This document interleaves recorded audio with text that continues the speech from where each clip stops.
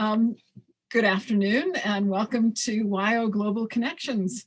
WYO Global Connections is an initiative of the Center for Global Studies at the University of Wyoming, and we're inaugurating it this week in celebration of International Education Week, which is a week full of events run by the Global Education Office. And please watch your email, your university email, for further events.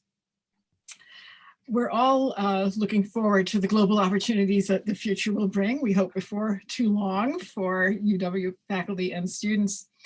Wyoming Global Connections, what we aim to do in these conversations is to showcase the relationships between Wyoming faculty and their international partners. And these conversations highlight the work that we share around the world and the opportunities that Wyoming's international collaborations bring to UW students. I'm Caroline McCracken-Flesher, and I direct the Center for Global Studies. And today it's my pleasure to introduce two people in conversation, our own Stephanie Anderson and Dr. Federiga Bindi from the University of Rome in Vergata. And Dr. Anderson doesn't need much of an introduction at the University of Wyoming.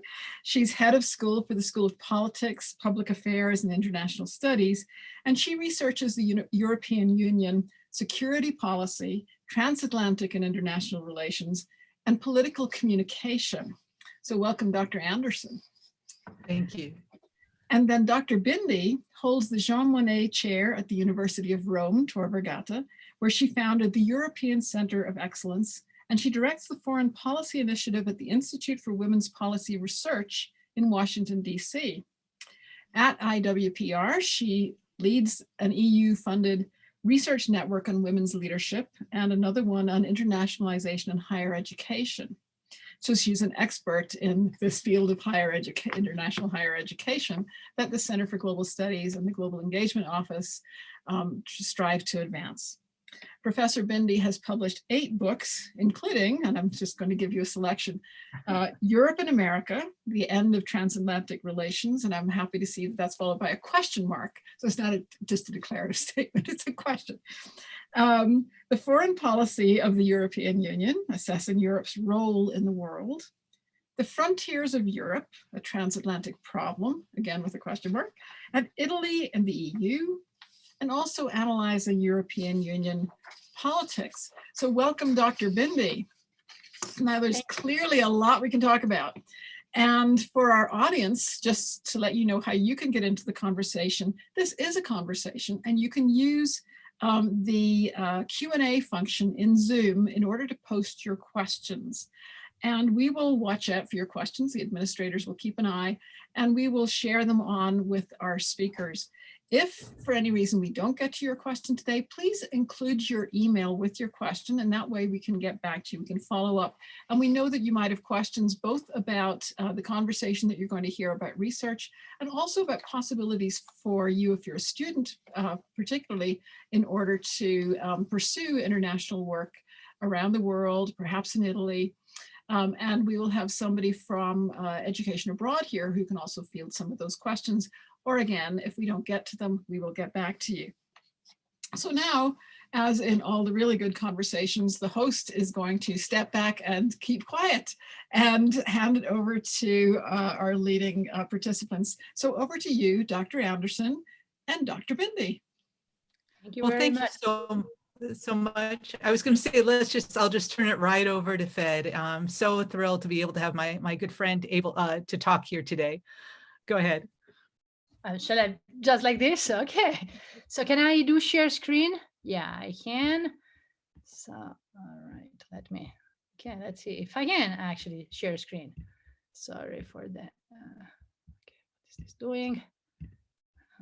Okay, let's try again. Oh, come on. I prepared a nice PowerPoint for once in my life. And well, while I share screen. Okay. Oh, yes, here we are. Okay, good. I was just going to try. Yeah, no, I am here. And do you see it? Yes, I think you just want to play the. Yeah, I know. Okay. I know I want to play that, but I don't want to lose it. So, okay, where is the play?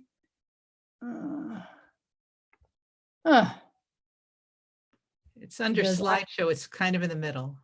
Yeah, no, I actually have, I have a Zoom thingy here, animation. Okay, I tried it before, slideshow, play from start. Okay, first of all, let me say how thrilled I am to be at Laramie. Well, I wish I was with you in person. Love Laramie, I came several times, but I hope it will be for some other time. So I did put together a short presentation we're going to share. Then I hope we're going to have a lively Q&A, because this is by all means the most interesting part in this kind of conversation. So, okay, it's interesting. So I don't know what is this here, but I know that this is 12th of March, 2020. I don't know if this date tells you anything, but for me, it was, I woke up, I was in Italy. I was supposed to start teaching at Tor Vergata. I usually put all my classes together. That was a Thursday, the next Monday. And on Thursday morning, I wake up and my husband is in, called me and said, he's in Florence, and said, did you hear the news? And I said, no. Well, we have until tomorrow at midnight to go back home in the States. And I was like, what? And I didn't even clean up the house. I didn't have time. I bought a flight view. I was in Northern Italy, flight through Vienna, flight through Florence, tried to go through the Austrian border. It was closed. Scrambled back into Florence, finally arrived at midnight. 6 in the morning, we were on the flight. And then at 5 p.m., we were on the last flight from Frankfurt into the United States. And I remember my friends at that time in the US writing me, oh, I'm so sorry what is happening in Italy. I said, you don't understand, this is going to be all over. And this has been all over. And for us in international education, one of the things that was not mentioned, I created and ran a little academy, ski academy in the Dolomites. That was why I was there. And we have international students. So like many in the France, well, we actually had already sent our students back a few days before, just like everybody else. Because for instance, in my hometown, Florence, every program sent the students back, better safe than sorry. But when you have these kind of things, the short-term problems where repatriation, reimbursement, do you reimburse it? Did they pay everything? Not. Continuing education, how you make sure the kids have the credits. Then you have some of my students at Tor Vergata are foreigners that were blocked in Italy. Some of them had gone home to visit the parents and were blocked in their home states. Some others were blocked in Rome. How do you support them? How you make sure they have health coverage? How do you support them psychologically? Because I can tell you, I've been living in the US 13 years and I call it home, but it's hard when you're given for granted that you can travel back in any moment. I know Stephanie has the same problem with her daughter now. And then all of a sudden it's not given anymore. What if something happens to my parents? It changes our life in so many respects. And EIA, the European Organization for International Education, during that period ran a survey, and by the beginning, in the period between end of February, beginning of March, almost 88% of the European institutions were already enacting plans, and that is before the crisis was full. But you still had the 12% that said, and the 14% that said that they were not implementing plans. And of course they had to afterwards. And the activities that were stopped, of course, was mostly inbound and outbound mobility, with the problems that I outlined before. Then if you go to the midterm challenges, to be frank, I think that on the US educational system, the hardest with the open doors, IIE just released the data for this year. We will see we have minus 43% of international students, but these are mostly international students who deferred. The most problems will come this year because you know better than I do, because of the enrollment cycle. By the time COVID hit, most of the kids had already been accepted. So many deferred. But this year, how many will actually apply? The deadlines for early application, some are now, but we will only know in the spring. So I think that the worst part will be on international students will be this year. And I can also see on the academy that.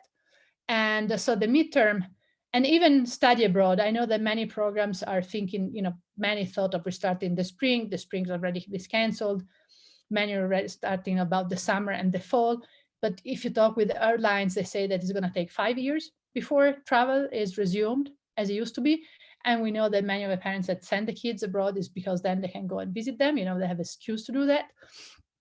I don't think study abroad will resume as we thought it for at least 2 or 3 years.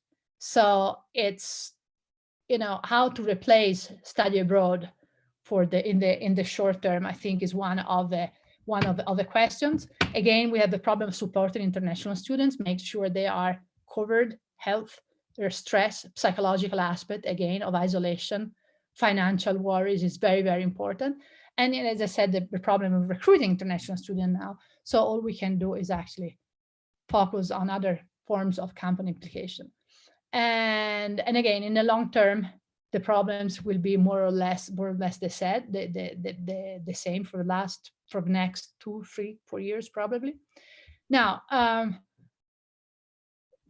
I just wanted to take a step back and remind you that international education has been a major part of the US system.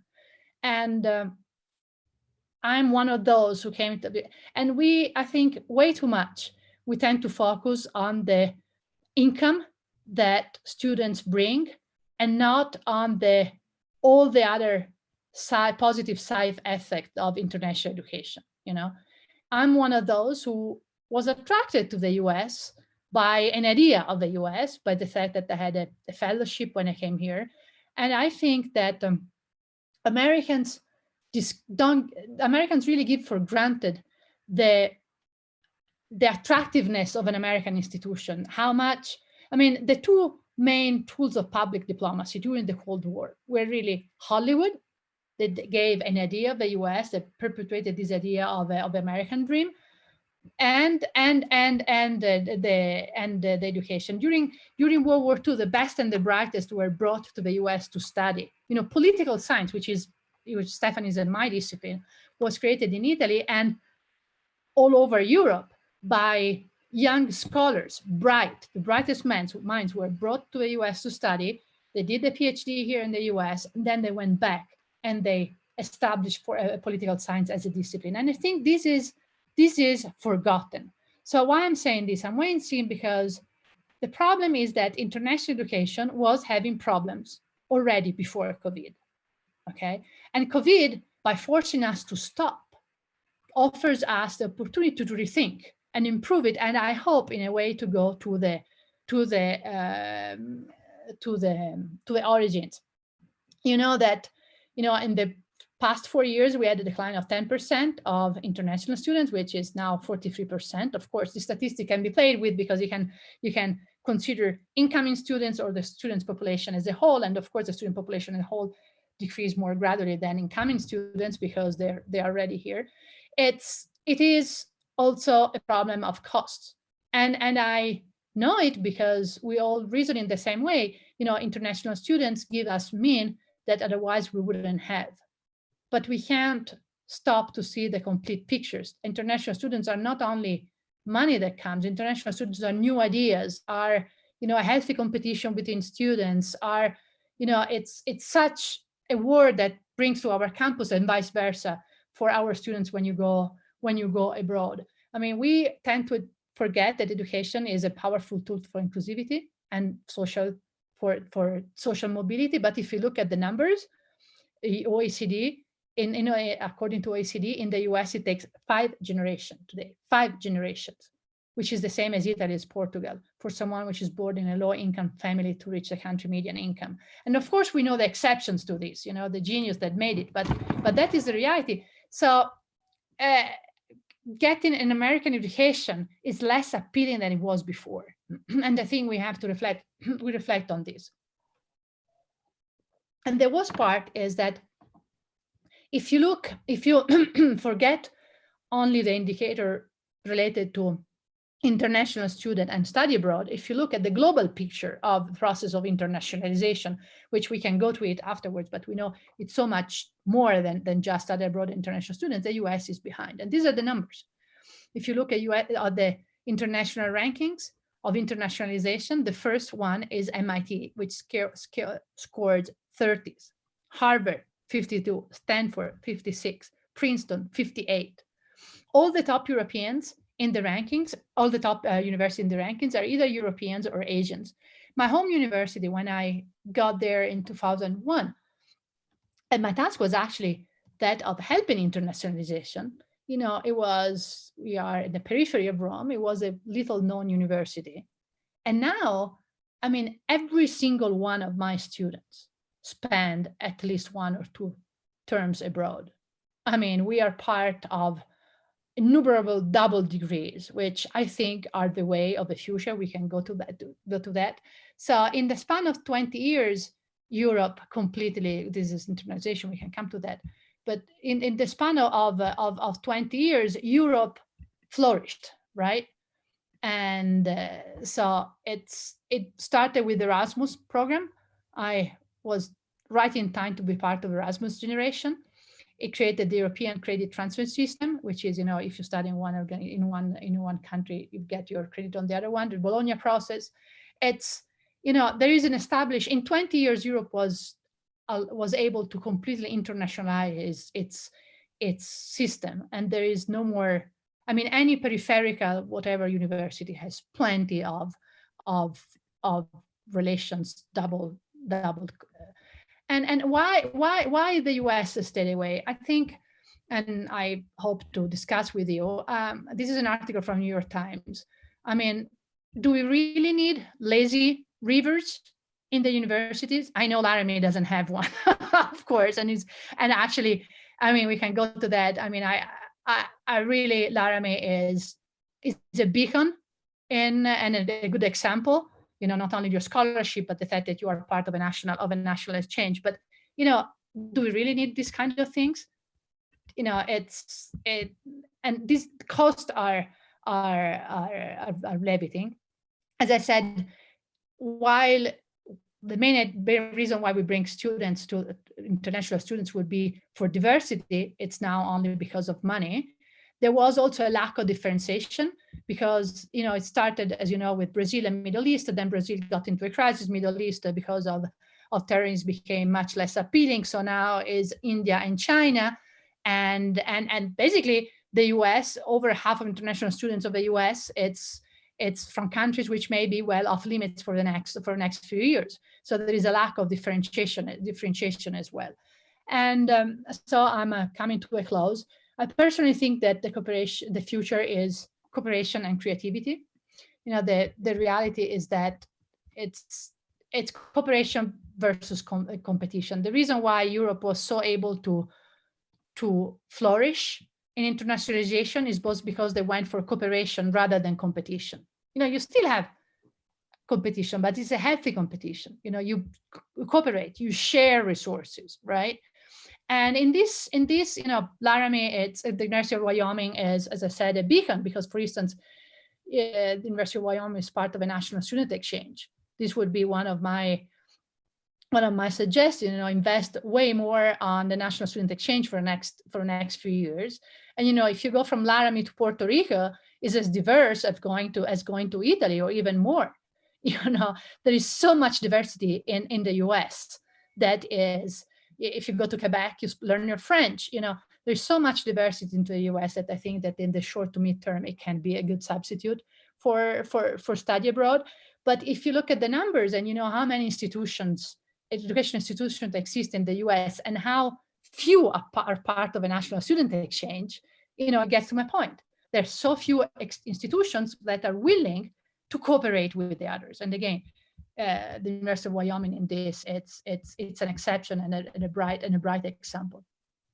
And last but not least, you know, this is we started this project that was mentioned, which is the internationalization of higher education, US compared. We actually brought the application before COVID. We were particularly lucky. So the work has just begun. And we intend to expand it in the next few years, because I do think that there is a need for reflecting and using this, and how to turn the challenges and the difficulties that are coming from COVID, turn them into an opportunity, and I suggest just a few things that came to my mind, and that with this we will hopefully open the discussion, because we don't have to organize so many study abroad, we have more time. Let's use this time to create institutional relations, to create cooperation agreements, to create dual degrees. There is also money which is somehow spared. For instance, University of Wyoming had this amazing scholarship that pays for the Cheney scholarship that pays for the trips abroad. This money, put them on a side, and let's use it somehow when it's needed, to relaunch when it's needed, reinvent programs. As I said, I'm strongly convinced that the future is dual degrees and exchanges, because they are more time consuming to create, but then they're so much better for the students under so many points of view. And then also exploit, I've been working via Zoom. Stephanie knows that for many years, when people didn't know, I've been teaching in Rome and commuting for 13 years. And when I've been tutoring my students on Zoom, I've been working with my staff via Zoom. There are also potentiality. One is events. I was nearby. I was in Boulder, but I would have come anyway, even from DC to Laramie, because I just love the place. But it's so much easier to create events and have awesome speakers to events. I also think that because one of the limits in enrolling into American education is cost, and in this moment, the fear, not only the visas, but the COVID and everything, exploring the possibility of expanding teaching, of expanding the possibility for students to do 1-2 years maybe at home and then come to the US or something like this, creating more avenues for remote learning. I think it's a way of the future. At the end of the day, if you do it well, virtual learning is, from the learning and educational point of view, as good as the real one. Of course, you miss the social part, but I think there are advantages. Teaching languages, for my students at the academy, the person who was supposed to teach them English couldn't because of COVID and everything. And I hired the best teacher I had at the when I was directing the Culture Institute in Brussels, who's also teaching Italian at the Collège d'Europe.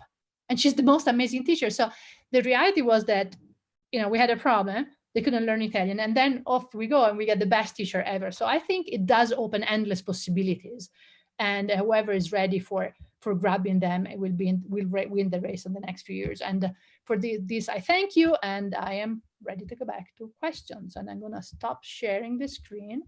Stop share. Okay. Well, thank you very much. If you have a question, if you would please just put it into the Q&A function, and I'll be happy to call on you. But let me just say that, Fed, I think you're on the same wavelength as Caroline, because she's taking this time now to try to establish a framework for future relations. So, okay, right now we have extra time to do that. And so she's looking at all these different opportunities. I'm very excited about that, and she got me thinking in a different way. But I am concerned that that students are less interested in studying foreign languages. Nationally in the United States, foreign language study has gone down about 5%. Americans already have a reputation of being monolingual. What are your thoughts that way in terms of getting students excited to go overseas and not being afraid of the language and maybe wanting to take a language? I owe all my languages to boyfriends, so in a way, or they are directly or indirectly. So the reality is that for languages, there is no replacement for being on the place. The way I keep up I speak 6 languages, the way I keep them up is it's by listening to the radio. And again, the digital helps. I can listen to Portuguese radio, Danish radio, French radio. And so the language, you can show movies, but you can teach some classes in a foreign language, you know. And but also is a question of making it a requirement or not making it a requirement. You know, it's like many others things like change. You can support it, and or you can push it a little bit, and if you push it and make it a requirement like many institutions do, that really helps. That being said, as I said, even in times, well, the border with Canada, I think, will be open in January. That being said, even within the national exchange scheme, you can still learn Spanish and French, right? And so there are still ways. I have to say that if I compare the way my son is learning French in school here, it's so much better than the way they do it in school in Italy. And there are languages like Spanish, you know, that if you want, you can speak here. You know, I go to Mexican restaurant, I speak in Spanish. So if you want, you can practice here. But it's really, I think it's a problem that starts from high school, and university can help. But making a requirement, I think it's the most important thing. We used to have a language requirement at the University of Wyoming, and now what it's done is it's devolved, if you will, to the different departments and majors, whether they required it or not. And political science does require some language study, but other majors like chemistry, they don't think it's so important, and so it's not part of their major. So this is just something that we're dealing with at the University of Wyoming, but it is a national trend. And I was really interested in that. I hate to see languages fall by the wayside. But I know that some people are less interested today. I think you're right about going to restaurants, right? And even just speaking there. That's a great idea for people to just reach out in their communities. But you know, the thing is that there's a growing number of schools that are bilingual in the US. Even in Wyoming. Chinese, English, Spanish, English, French. Mm-hmm. You know, if I look at our students at Vergata, I teach international relations in the global governance BA, and half of our students are international, half are Italian. 99% of Italians actually come, and we teach everything in English. 99% of our Italian students actually come from bilingual schools or English-speaking schools. So the reality is that there is a market there. You know, there is a market of family who have invested in language for their kids, and it's a question whether one wants to catch it or not.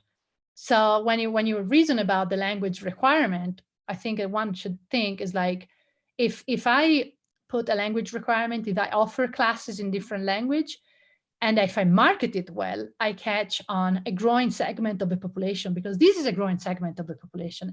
And in high school, you know, you have more and more requirements for languages. So I think the language thing is coming. You know, it's just a question of understanding that it's coming and using it and marketing it. Okay. Well, I agree with you. We really have to market it better, just overall. I like how you're thinking. We do have a question from a student I'd like to tell you. It says, do you think countries would be willing to accept Americans given our attitudes on wearing or not wearing masks? Well, you know, if it's a requirement, it's not the question of accepting Americans or not accepting Americans. If it's a requirement, it's a requirement for everybody. And trust me, you have the same attitude across. Not only in the US, you have the same in Europe. There are people who are protesting, but I think Europeans, you know, the Europeans had a very strict lockdown. When I left Italy, we were already under lockdown, right? They had a very strict lockdown, and it did work. You know, I went back this summer and it was life as usual. And coming from US, I was like, oh, what is this? This is way too normal. But I think they were too quick on jumping on it. And especially almost everybody went back to school. You know, universities were different. You know, universities like ours, where we had research on COVID, we are one of the poles for research on COVID, we didn't go back. We stayed online, and that should tell you something. And then, you know, it's not only the question of school, but it's the question of kids, of taking transportation. And if kids are going to school, then it's more likely that the parents are working outside the house and so on and so forth. And their numbers, you know, they went from 0 to number which are much, much higher than the US at the moment. And so they really lost an opportunity, right? And now they're going back into more or less stricter lockdown, and mask is all over. Research show that wearing masks reduces danger for oneself and the others. So whether you are American and one of the reasons why the Asians were able to get out of it better is because they were used to travel, to use masks. How many times have you seen the Japanese traveling with their mask and looking at them a little weird? These people are completely out of their mind. Why are they wearing their mask? And now we understand why we're wearing masks. So, if you go and there is a mask enforcement, you just have to go with it, or you get a fine. Yeah, an excellent point. Do you want to talk a little bit about how the United States passport no longer gets you in everywhere you want to go? Do you know about that? There are only a few countries in the world that right now accept the American passport. I'm going to apply for an American passport in 7 months. so No, I'm a bit. But right now, I think Turkey, Ireland, maybe Croatia. I think they're the only countries in Europe that will accept Americans right now. Yeah, I think this is going to be lifted soon, right? It was an emotional moment, and there were emotional reactions. So I think it's the stopping of accepting American passports is in response for suspending ESTA. I think we will come to an understanding. But even if we are still we're going to be able to travel to each other soon, it will take a while before travel will resume as it used to be. I mean, the human species is resilient, so we might as well jump on planes. But I don't think this is going to be really the case very quickly. Right. I certainly hope. I hope not. The major, if it makes you feel better, the major issue of discussion on Italians in the US group is, when is my mom going to be able to visit me? It's like, she can't. Well, anyone who has a question, please feel free to put it on the Q&A, and I'll bring it up to Dr. Bindi to answer. Okay. Well, so far, no more questions. Any more thoughts? There are some questions coming in other directions. So, great! If you would please let us know. Although I want to get in here with one of my questions. Go for it. I was really taken with your analogy or your comment that some of the things that introduce people to the American world and encourage them to come here was Hollywood wasn't a par with American education. I think that's the first time I've heard those two put side by side. But it raised a really interesting question to me, that area of your discussion, which is, I come from a British educational system, right, which is very regimented, right? Everybody in the degree proceeds at the same pace in the same order. And one of the things that's very striking to me, and that I like in many respects, is the flexibility of an American education. You can step out of it, you can step back into it, you can change your major. They say that every student will change their major up to 4 times, right, in a career, and some of them change their major 4 times in their first year. But I'm wondering about that degree of flexibility, which we really value in terms of letting students explore and figure out where they're going to be. In some respects, it works a little bit against integrating well with curricula in other countries. So students from, if we're going to have degrees that connect somehow, where you do 2 years somewhere and then 2 years somewhere else, somehow those things have got to line up. And I wonder if you have thoughts about what's the optimal situation in a curriculum, that degree of flexibility versus the necessity to have some kind of predictable order in a curriculum for students. So, well, I also come from a European system, from an Italian one, which was rigid. Most of our systems in Europe have both a degree of rigidity and a degree of flexibility, what we would call here electives. In European terms, the best, so when we had 4 years degrees, the best time to go was the 3rd year, because you were done with all your requirements, if you were a good student, of course. and you could start explore. But normally you go to places where you can take classes that you don't have at home, right? So for instance, when I went to Sciences Po, it was because I really wanted to take classes in European integration, and we only had EU law. And I wanted to take history, I wanted to take economics, and we didn't have them at the time. So the real element is recognizing the credits, right? And trusting that you know, the credits that students got in a different institution are worth the same of your home credits. And in Europe, this at the beginning worked really badly. You know, in Europe, we also usually move we also recognize the grades that people have, right? And they're very different. In Italy, for instance, you can get 30 out of 30. In France, it's graded out of 20, but it's very unlikely. I got 15 on one of my classes, and it was the highest grade the professor's ever given in his own life, and he was a 75, right? So so the translation of grades is a bit more challenging.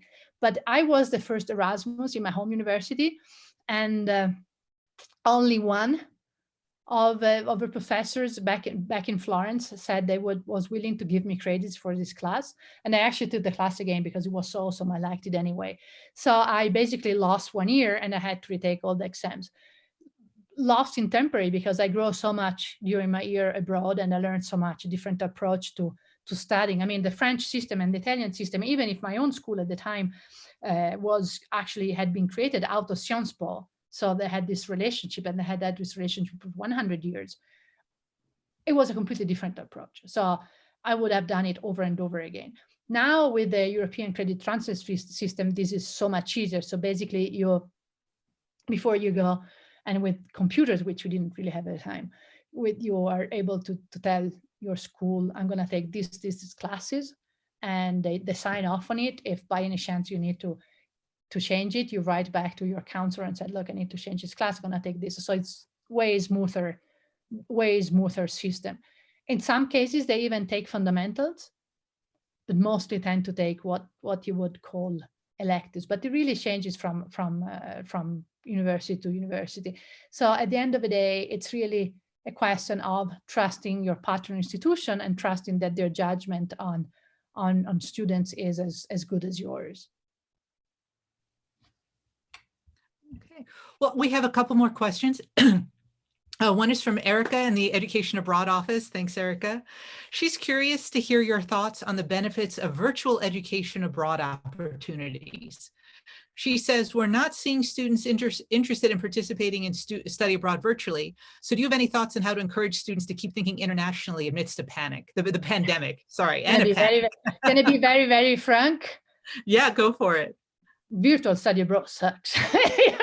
I mean, the study abroad, it's learning new subjects, but it's immersing yourself in a different culture, you know, a different way of studying, in different food, in different smell, in different everything. There is no substitute for that. And what I think it's a bit easier probably with graduate students who are more mature. And these are the ones which are left over from study abroad in the US. Because if you look at the numbers, more or less you have 10% of students who go on study abroad in the US, right? But if you look at the numbers of graduate students, this is only 1%. And this, I think, is a major difference with the US. I mean, with Europe. When I applied for a PhD at EU, I was the only one who has studied abroad, both in 1 year in France and a year and a half in Norway. I really stood out. You know, there was no one like me. Today, it's normal. When you do your master's, you do at least 1 year abroad. So I think, and graduate students need to want to take specific class. So I think these are the people that may be interested in following classes in different countries, because maybe the professor is studying something they really want to learn about, maybe because but it's a completely different population. And I think this is the area where the US need to expand the most, because otherwise graduate students stand no chance. I mean, of course, if they stay in the US, they do, but if they want to go abroad, they haven't done any study abroad, they are so way behind everybody else in the rest of the world, right? So this kind of student might be interested. And the fact that we all teach online at the moment opens huge opportunities. You create it, and it doesn't cost anything, adding a student to your class. What is really the problem? So I think this segment is the one which could be potentially most interested in studying abroad, that is to say, taking classes from foreign university during the pandemic online. Well, that's great. Thank you. We have another question, and it's not quite clear. So if you wanted to, so the person who wrote it, if you want to put it in again, but the person asked, do you see any decline to international student enrollment after COVID-19? And this is part I'm not quite clear about, and the policies that were placed, no admittance, et cetera. So I'm not quite sure what that means. But you said that the airlines wouldn't go back to normal for 5 years. Do you think that that's what we're looking for in terms of international exchange? It's possible. Now, the first thing is that while I was preparing the PowerPoint for this, for today, it was almost impossible. It was impossible, not almost impossible. It was impossible to find numbers about the US. And then finally yesterday, this morning, the numbers were released. I was like, yeah, finally. So the numbers showed that 43% of the students deferred and didn't come to the US. The question is, are they going to come next year or not? Did they start something else meanwhile, right? And the other question is, what is going to be the decline in applications altogether this year? Because, yes, the immunization have been announced, but God knows, we are talking about, there are universities that are talking about continue being remote the next fall. And this is likely to be the case, right? We are probably going to go back to normal at the summer of 2022. And then people will need to get used to it. So the decline, which had started already, because the decline had started in 2016, really, but it was a slow decline linked to other things. Yes, difficulty in visas, it doesn't help. The fact that the fact there are talks of the possibility of not staying after, because this is a major bonus. You come and do your master's here, and then your visa last one more year and you can find a job in that year. That's one of the reasons why families pay for the education, because your kids not only have the opportunity to have an American education, but they have opportunity to work in America, at least for 1 year, and then if they're good, they can stay a little bit longer, and then they come back having an experience in America. Which, again, going back to your point, Catherine, the imaginary, the image of the US, it's still in the minds of everybody. So taking that off would dramatically cut the legs to international education in the US. But yeah, it's gonna take a few years. But as I said, there are a few years, and I'm glad to know that Wyoming is doing that. There are a few years where we can build the foundations of the future. Because, to be frank, I started teaching in these programs abroad when I was very young, when I was still doing my PhD. And come on, the quality is not even comparable to what we have in our home universities. These are just, I call them machines for money. And I know it's easy because, we send the kids, they take care of everything, two, off you go. So it's an easy way to send the kids. But I think today it's the right time to get rid of those systems and create systems which are more meaningful, more profound, more fruitful for children, because for students. Because if you stay 4 months in an institution that is just the bad copy of your home institution, yes, you live in a different country, but you don't learn much, you don't learn the language or anything.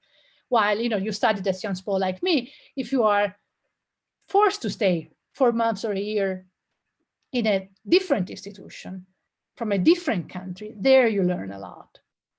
So I think this is the right time to, we know that we have at least a couple of years where things are going to be very low level. So very, very, very little activity. So let's use this idea to have a paradigm shift. So I have a question for you, Federiga, that's partly from the perspective of international education professionals, but also thinking about the students who were so keen to travel this year and had plans and are going to graduate and sort of time out on those opportunities. I'm wondering whether you see a certain pressure building up in the pipeline from not just students who deferred the start, but students who had to end before they were ready because they hadn't had their international experience yet. And I'm wondering whether you see, I'm thinking of a program at one of our sister institutions that's focused on the humanities, just by way of example, and they have humanities plus or plus humanities. So you can have a degree in something and then you add a sort of certificate level of humanities. I'm wondering whether you see an opportunity for plus internationalization for those students who missed this moment and when they're out in their work lives subsequently still want that sort of opportunity to be introduced through a university to their international experience. So is there a market that's building or an opportunity for students that's building even as things look so rough right now? I'm not sure I understand completely your question. I think on the short term, if things stabilize, we know that in the summer, the virus goes down. So if things stabilize, probably what we can sneak in is faculty-led tours, that are giving more peace of mind to the parents. And they, for starters, I led some, and for students that never been abroad, these are still eye-opening experiences. So going away with your professor for a couple of weeks is probably going to be possible this summer, knowing that we will only be able to give a ahead at the last minute, and knowing that they can be major. I mean, that everybody could be repatriated at the minute's notice or isolated at the minute's notice. But from what I saw, at least in places like Europe or probably Asia, it may be possible to do that this summer, assuming that the visa ban is gonna be lifted, as I believe. And so these, I think, in the short term are the things which are gonna work best for the student who missed their study abroad. As I said, you can offer, if I want, the opportunity to take foreign classes. Of course, they have to be classes in English because you can't do everything at once. But most of so many universities are offering classes in English anyway, so that at least they have that if they want. This is something that can be done in the spring. And in the future, maybe having a rain check for them. If you have been a student, you wanted to go, you were not able to go, if you want to go in the future, we will still do it for you. We'll still open the door for you. It could be an opportunity at the end of the day. Kids go work for a few years and maybe they want to do a master and they do half somewhere else, or they just want to study something completely different and take a semester off. So maybe keeping the door open for alumni who weren't able to go to study abroad or finish their study abroad because of COVID could be a way for the university to still give them that opportunity when it's possible. It's, as I said at the beginning, it's really a matter of creativity, doing things that were never done before, allowing flexibility that was never allowed before, right? And these are the ways we can help these kind of students at the moment. So these are really, really complicated times, but just because you missed your moment right now doesn't mean it's missed forever. And yeah, no, exactly. You're in the business of facilitating these opportunities for you. And that, because I had the scholarship, but one of the obstacles to study abroad is the fear of costs. And you had the scholarships. So one of the things that the University of Wyoming could do is we have the money for the scholarship. You are an alumni. At a certain point, you want to come back and want to do a semester abroad. You can still have that scholarship. That would be huge. Even in terms of marketing. When you're in Wyoming, it's keeping the money for you, and that of course will encourage lots of people to do a graduate program. Because as I said, I think the way of the future is having kids in graduate programs that do a part abroad that is so important when you're graduate students. But even kids that want to say, okay, I've been working 3 years and now I want to take a semester off. And my university is giving that the opportunity to do that. It's giving me the opportunity to have a fun semester abroad, which I'm going to be living much more fully now because I'm a little bit older than I was at the time. And they're even going to give me a scholarship as they would have done when I was there. So there are things that can be done. And this means that you keep them engaged as alumni, which is something all universities wanted to do, is increase the attachment to your own alma mater. You're making me think in an interesting and different way, an expensive way, but that doesn't mean we can't figure it out, about students who, if the university wishes, and we are always aiming to make study abroad possible for any student who wants to go, but yet we have such varied students that sometimes they can't go while they're undergraduates. What are the opportunities that we can maintain for them subsequently? And that's a really, really important conversation that we're just beginning, I think, and advancing now. But as you said from the very beginning, that these are such strange times, they encourage us to think differently. We have to, right? I think we either think differently or we sink. I mean, not to understand that this is an epochal change, it's dying to reality. When I was looking at those numbers, the numbers I showed you at the beginning, and you had 1/4, 1 in 4 universities that in the middle of the pandemic were doing nothing, that's not good, right? So it's, and that is really, again, it's more at the high school level, but what I saw the difference between Europe and here, because here university is a different thing, and university did prepare to be online everywhere. But high schools, there was that difference between Europe and the US. In the US, there are so many schools who actually during the summer analyzed different scenarios and were ready for different scenarios. And in Europe, they didn't. Just assume we're going to go back. It's like, why? You had a whole summer to invest on learning, on virtual learning. It's not like in March when schools were closed all of a sudden and people had no clue. I mean, University of Boulder, the school of the Boulder High School is amazing. I see what they're doing. I'm like, whoa! But more or less is everywhere in the country. The schools actually prepared. So it's going to be a change that is huge. And at the Institute, a few weeks ago, we had this huddle, and the president asked, we may go back in January, which we are not, I think. But anyway, we go back in January. What are you thinking? And 99% of the people were actually unhappy to go back to the office, right? So this is going to change, and it's going to change education forever. And either we think creatively and we invent new things, or we die. And to be frank, if a few, lower level for-profit university disappear, I'm not gonna cry. It's actually for the good of and of course, state universities, public universities like ours have more difficulties because we have to negotiate constantly with government. Our procedure are more rigid than if you were in a private institution. But this is the right time to negotiate and say, we want this kind of flexibility because this is where it's going to bring you up. Because, yes, for instance, if kids come back and re-enroll, because of course, if I go abroad via University of Wyoming, they have to re-enroll, right? They re-enroll, and so they still bring revenue to the University of Wyoming.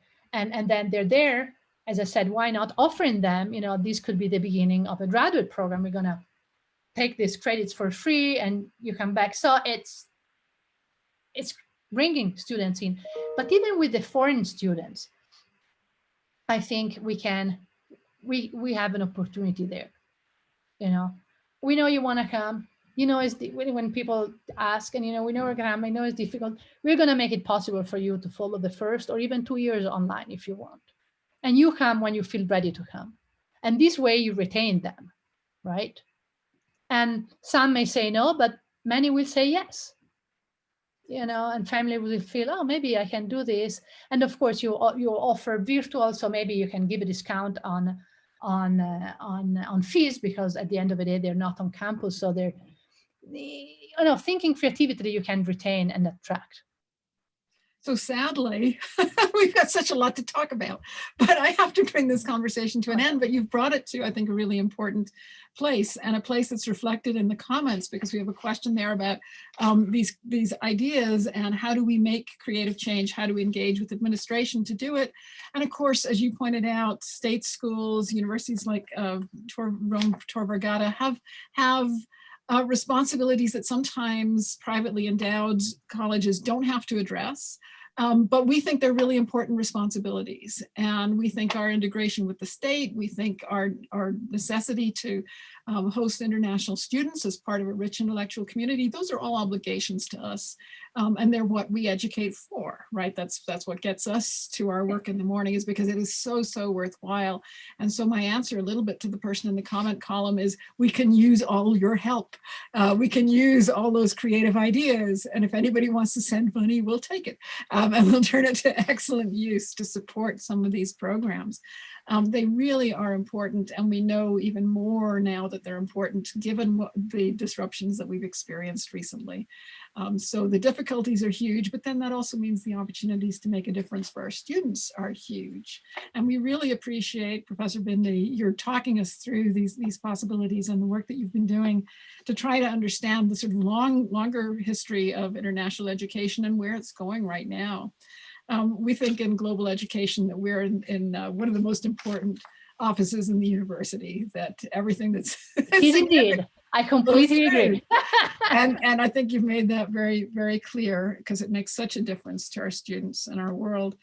So now I want to turn to the audience and say, if you had a question that you didn't get to pose yet, please send it to me or to Stephanie Anderson, and we'll pass it on to the right place. If you left us an email, we'll make sure that we get back to you. I'm absolutely sure that we have students who are now headed towards political science with Dr. Anderson, and students who will be thinking about whether they can get in touch with Dr. Bindi, especially since you're just down the road in Boulder at the moment. Although I should say, maybe they should be taking skiing lessons from you as well, right? Talking about COVID, I went skiing twice, and I'm not gonna go back. It's until everything is open, I think it's gonna happen. But yeah, I'll be happy to give you ski lessons. I typed my, no, I didn't. I thought I had typed my email here, but I don't see it. Well, I answered, Gibbs said answered, oh God. Students can contact us, and we'll make sure that any questions get to you. Let's see, so I just want to remind everybody that we have one more of these conversations coming, and that one is with former Ambassador Richard Holwell, who was ambassador to Ecuador and has had a long career in government think tanks and in business, and will be here to talk to us about world affairs and the necessity of international public service. Very important topic too, coming up on Thursday at 3 o'clock Wyoming time. And you can tune in then, and also know that all of these talks are going to be archived on the Center for Global Studies webpage and in other venues. So again, thank you so much, Dr. Anderson. Thank you, Dr. Bindi. This has been a really fascinating afternoon, I think, for global engagement, as well as for the students who are trying to think about how to get back in the world. We really appreciative of your time. And finally, I just say to everybody, enjoy your afternoon, your evening, or your morning, whatever time it is, wherever you are. And in any case, we hope to see you all in Wyoming soon.